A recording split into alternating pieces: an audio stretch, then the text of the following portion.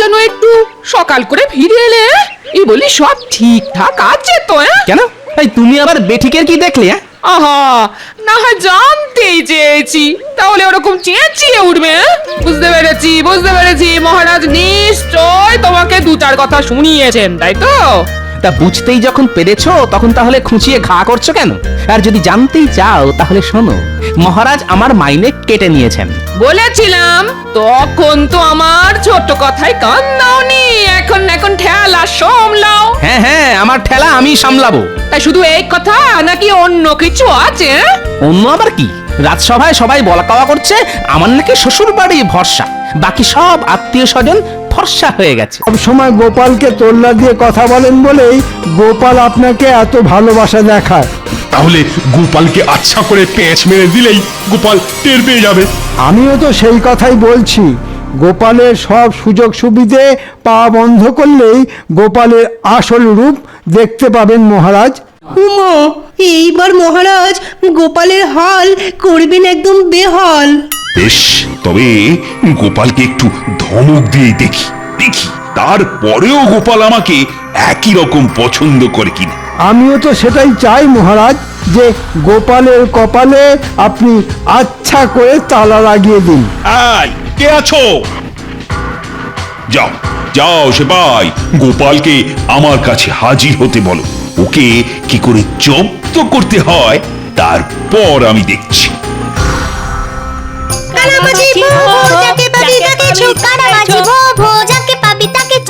ওহ, আমাকে তোরা আচ্ছা ঝামেলায় ফেললি রে। ঝামেলার কোথায়? এটা তো খেলার গো গোপাল দাদু। এবার দেখি তুমি আমাদের কেমন খোপাখপ ধরতে পারো। তবে খবরদার, চোখ থেকে কাপড় সরিয়ে কোনো রকম কায়দা করবে না। বলে যা তোরা কথা বলে যা। আমি বরং তোদের গলার আওয়াজ শুনেই আন্দাজ করি তোরা কে কোন দিকে আছিস। আইটা গোপাল, আহ দেখো কি ফুর্তি, মহারাজকে ফাঁকি দিয়ে এখানে কানামাছি খেলছে।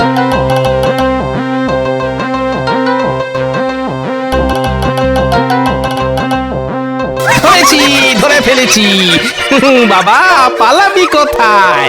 আরে ছাড়ো, কাকে বলতে কাকে ধরেছো দেখো। দাদু পারেনি। আরে তাই তো, আমাকে না ধরে গিয়ে মহারাজের পা ধরকে যাও। কেন এখন আবার কি কাজ পড়লো ভাই? মহারাজ তোমার নামে রেগে একেবারে খাওয়া হয়ে আছেন। হ্যাঁ তাই নাকি? তা আমি আবার মহারাজের কি পাকা ধানে মই দিলাম? সে তুমি জানো। মহারাজ আগে ভাবতেন যে তুমি ওনাকেই ভালোবাসো, কিন্তু এখন সবার কথা শুনে মহারাজও অন্যরকম ভাবছেন। বটে, তার মানে আমি নেই বলে সবাই আচ্ছা করে মহারাজের মাথাটা চিবোচ্ছে। সে আমি কি জানি, শুধু মহারাজ বলেছে তুমি যেন শিগগিরই গিয়ে মহারাজের সঙ্গে দেখা করো। বেশ, মহারাজ বলেছেন যখন, তখন সে কথা আর ফেলে দিই কি করে? দেখি তারপর কপালে কি আছে।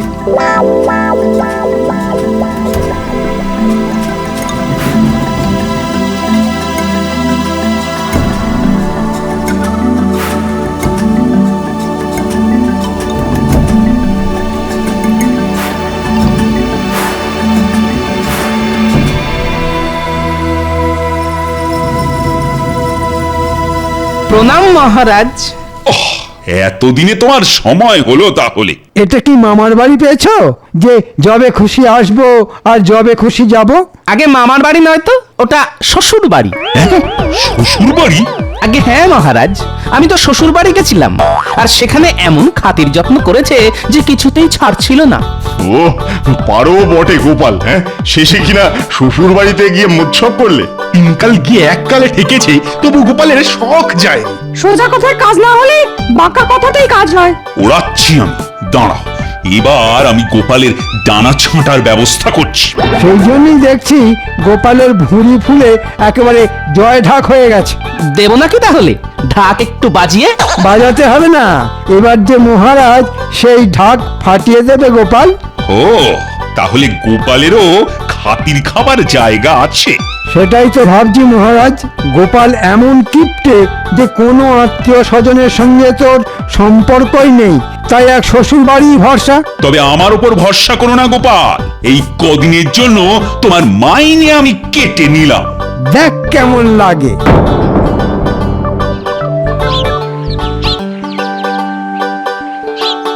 কি গো, আজ যেন একটু সকাল করে ফিরে এলে? এই বলি সব ঠিকঠাক আছে তো? কেন এই তুমি আবার বেঠিকের কি দেখলে? আহা, না হয় জানতেই চেয়েছি, তাহলে ওরকম চেঁচিয়ে উঠবে? বুঝতে পেরেছি বুঝতে পেরেছি, মহারাজ নিশ্চয় তোমাকে দু চার কথা শুনিয়েছেন, তাই তো? তা বুঝতেই যখন পেরেছো তখন তাহলে খুঁচিয়ে ঘা করছো কেন? আর যদি জানতেই চাও তাহলে শোনো, মহারাজ আমার মাইনে কেটে নিয়েছেন। বলেছিলাম তখন তো আমার ছোট্ট কথায় কান দাওনি। এখন এখন ঠেলা সামলাও। হ্যাঁ হ্যাঁ, আমার ঠেলা আমি সামলাবো। তাই শুধু এই কথা নাকি অন্য কিছু আছে? অন্য আবার কি? রাজসভায় সবাই বলা কওয়া করছে আমার নাকি শ্বশুর বাড়ি ভরসা, বাকি সব আত্মীয় স্বজন ফর্সা হয়ে গেছে। মা, সে কি কথা?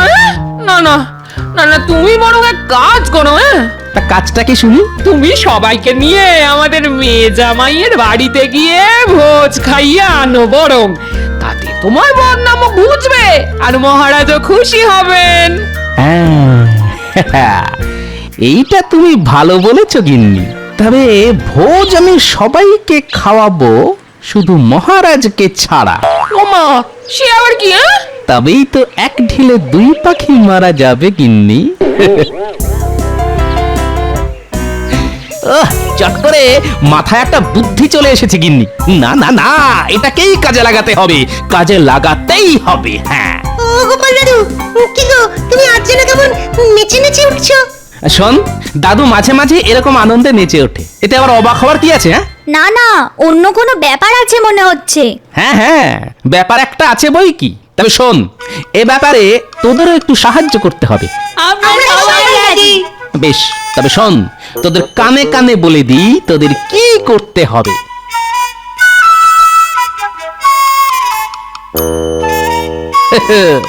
এবার জমবে মজা।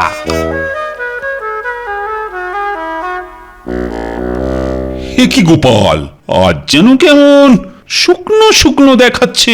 তাহলে একটু জল ছিটিয়ে দিন মহারাজ, দেখবেন তাহলে আবার কেমন তাজা হয়ে যাব। তবে কাল গোপালকে যা ভেজেছি তাতে ওর টাটকা হতে বেশ সময় লাগবে। ঠিকই বলেছেন মন্ত্রী মশাই, পেটের ভেতরটা কেমন গুড়গুড় করছে। না মানে আপনাদের কোথাও নিয়ে গিয়ে ভোজ না খাওয়ানো অবধি মনটা কেমন যেন উসখুস করছে। বলো কি গোপাল, তুমি খাওয়াবে ভোজ? হ্যাঁ হ্যাঁ, তাও একেবারে আমার মেয়ে জামাইয়ের বাড়িতে নিয়ে গিয়ে। মনে হচ্ছে কালকের চিমটি খেয়ে গোপালের বেশ ভালোই লেগেছে। তাহলে মন্ত্রী মশাই, বিজ্ঞানী, রাজপণ্ডিত, অমাত্য, সেনাপতি, রাজজ্যোতিষী, রাজবৈদ্য আর কবি, আপনারা সবাই তৈরি হয়ে নিন। আপনাদের শুধু যেতে হবে, বাকি সব দায়িত্ব আমার। গোপাল, না মানে তুমি তাহলে সত্যি সত্যি আমাদের ভোজ খাওয়াবে? না মানে এসবের আবার কি দরকার ছিল? হ্যাঁ, দরকার আছে কি নেই সে তো যথাসময়ে বুঝতে পারবেন মন্ত্রী মশাই। তাহলে এবার আমি আসি মহারাজ, আমাকে আবার আগে থাকতে সব জোগাড় যন্ত্র করতে হবে। অতিথি সেবা কি আর মুখের কথা?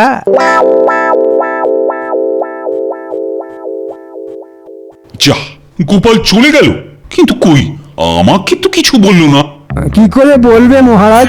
আপনি ওকে যা ব্যথা দিয়েছেন তাতেই তো ওর কথা বন্ধ হয়ে গেছে।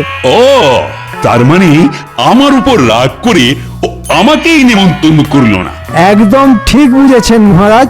এর থেকেই বুঝতে পারলেন তো যে গোপাল আপনাকে ভালোবাসে না। তাই তো মনে হচ্ছে এবার। গোপালকে চিনতে আমার আর বাকি নেই। আপনাকে গোপাল ভালোবাসে শুধু স্বার্থের জন্যে। এটা মন্ত্রী মশাই ঠিক কথা বলেছেন। সে যাই হোক, তবে আমাদের ভোজের ব্যবস্থা তো হয়েছে। শুনেই পেটটা যেন কেমন ভরে ভরে গেল। তাহলে আপনি এখানেই চেপে বসুন পণ্ডিত মশাই, আমরা যাই। না না, আমিও যাব। বেশ, তাহলে চলুন সবাই, আমরাও তাহলে আসি মহারাজ। কি আর বলি, এসো।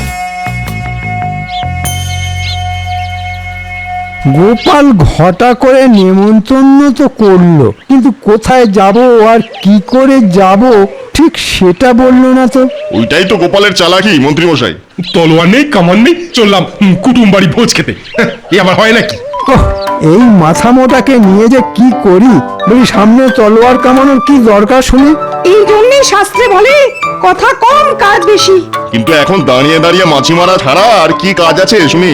আমরা তাহলে না হয় ওই গাছের পাতাই গুলি।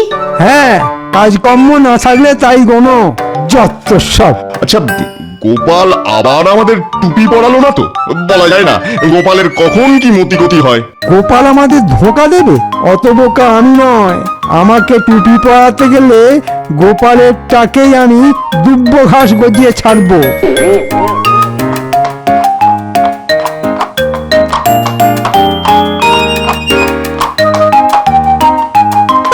আপনারা সবাই দেখছি একেবারে যাওয়ার জন্য তৈরি। সে তো সেই কখন থেকে দাঁড়িয়ে দাঁড়িয়ে যেন দরকার হয়ে গেলাম। দাদু আপনাদের যাওয়ার জন্য এই গরুর গাড়ি পাঠিয়েছে, তাহলে এতেই উঠে বসুন এবার।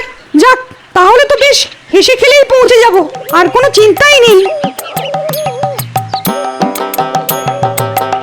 বেশ ভালো করে গুছিয়ে বসো সবাই, মনে হচ্ছে খাতির বেশ ভালোই হবে।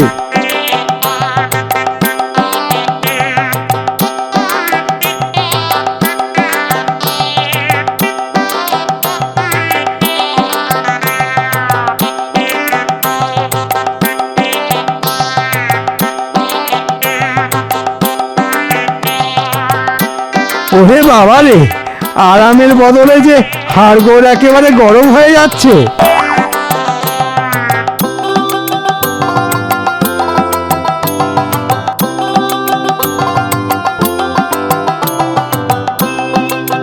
ও মা, এটা কি রাস্তা? যেন গরুর গাড়ির ভেতরে আমরা সবাই মুড়ির বস্তা। শুধু শুধু সুস্থ শরীর ব্যস্ত করা। এই যে ভাই, আর কতটা পথ বাকি আছে বলো তো? এখন নড়ে চড়ে বসুন দেখি, এই তো সবে শুরু।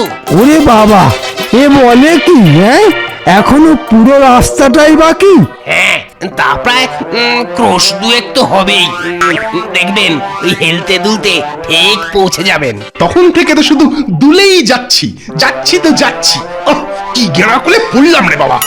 ও মা, ছেড়ে দি মা, কেঁদে পাচ্ছি। উনি বাবা গো। ঢের হয়েছে, ঘাট হয়েছে এই গরুর গাড়িতে বসে। নামিয়ে দে ভাই, বাকিটা পথ না হয় হেঁটে হেঁটেই পার করে দেবো। সুখের থেকে শান্তি ভালো, সবাই গাড়ি থেকে নেমে পড়ো দেখি। ওমা, আপনারা এতেই হাঁপিয়ে গেলেন? এখনো তো অনেকটাই পথ বাকি। এখনো অনেকটা? না না, তেমন কিছু না, সামনে একটা মাঠ, তারপরেই আর একটু। ওইটুকু পথ সহজেই পার করে দেবো।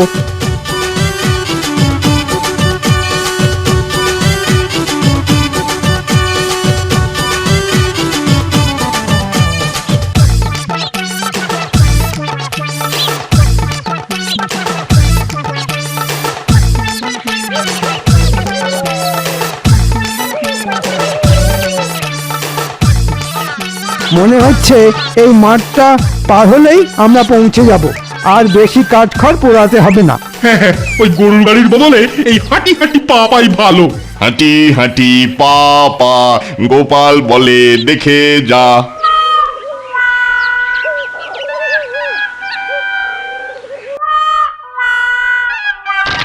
ওরে বাবা রে, গেল গেল, পাটা মনে হচ্ছে কেটে ফালা ফালা হয়ে গেল।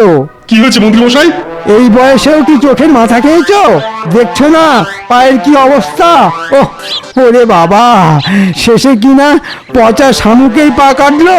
আমি বাবা পা সামলে চলি।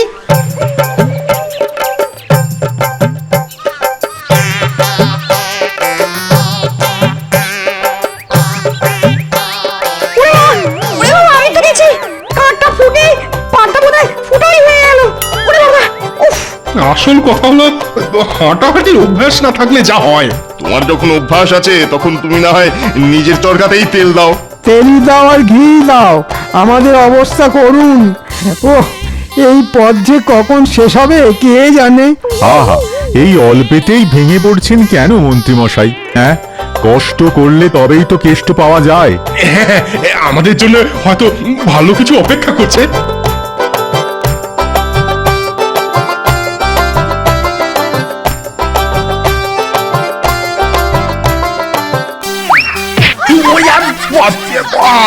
গেল রে, পা খুলে হাতে চলে এলো রে বাবা রে, গেলাম রে, গেলাম। আরে একটু তো চোখ কান খোলা রাখতে হয় নাকি?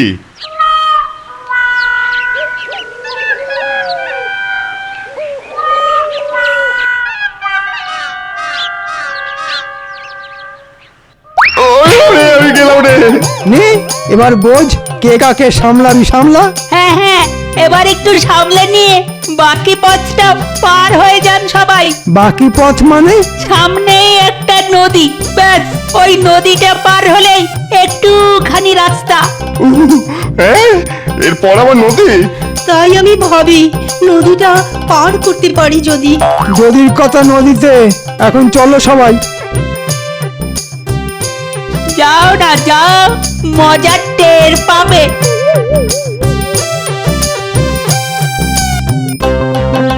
এই তো নদী আছে, আর নদীর ধারে একটা নৌকো আছে। কিন্তু কিন্তু নৌকো চালাবে কে? মানে কোথাও তো মাঝিকে দেখছি না।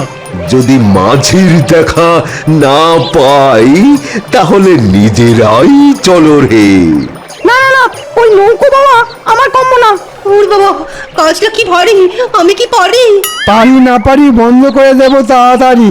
সবাই নদী পার করার কথা ভাবছো, আর ওদিকে যে আমার পেটে ছুঁচো দৌড়চ্ছে। ওই কথায় আছে না, ওই মিলেমিশে করি কাজ, হারি জিতি নাই লাজ। তাহলে চলো সবাই মিলেই করি।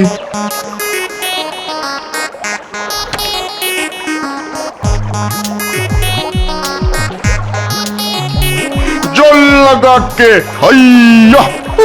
এ আবার কেমন কথা?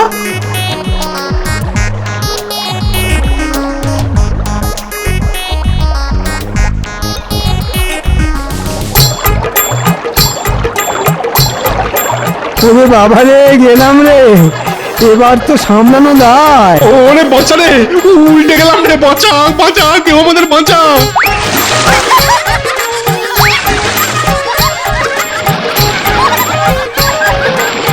মনে হচ্ছে সব পরিশ্রম জলে গেল। বাঁচাও বাঁচাও।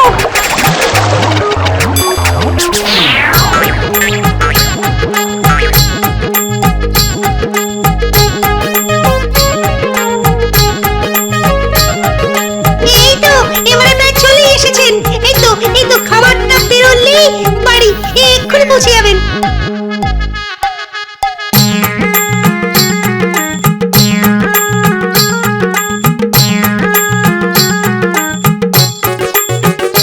ওই তো দেখা যায় কুটুম বাড়ি। চল চল সবাই তাড়াতাড়ি।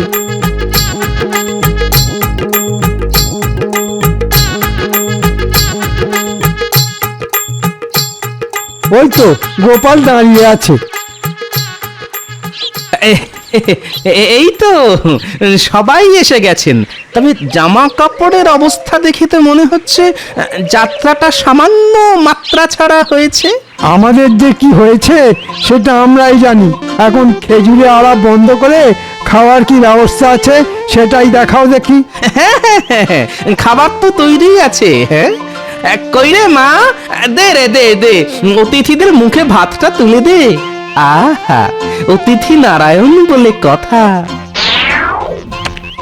হ্যাঁ, এত ঝক্কি ঝামেলা পুড়িয়ে শেষে কিনা পুঁই শাকের চচ্চড়ি। জসমিন দেশে জদাচার, খেতে হলে খান, না হলে আবার আছাড়। ওরে বাবারে, আবার আছাড়? না ভাই গোপাল, এবারের মতো ছেড়ে দাও। বেশ, তবে তাই দিলাম।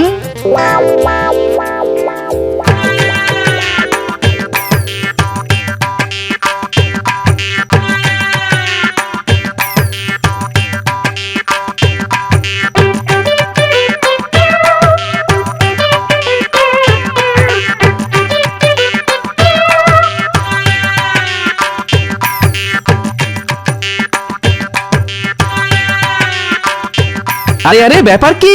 সবার মুখ দেখে মনে হচ্ছে সবাই ভীষণ কষ্টে আছে। সবার কথা জানি না গোপাল, তবে আমাকে কিন্তু তুমি খুব খুব কষ্ট দিয়েছো। এ আপনি কি বলছেন মহারাজ? তুমি সবাইকে খাতির করে নিয়ে গেলে, অথচ আমাকেই নিয়ে গেলে না। খাতির না মাথা, অত কষ্ট করে নিয়ে শেষে কিনা পুঁই শাকের চচ্চড়ি আর ফ্যান ভাত। ওই খেয়ে আমার তো পেটের ভেতরটা এখনো দপদপ দপদপ করছে।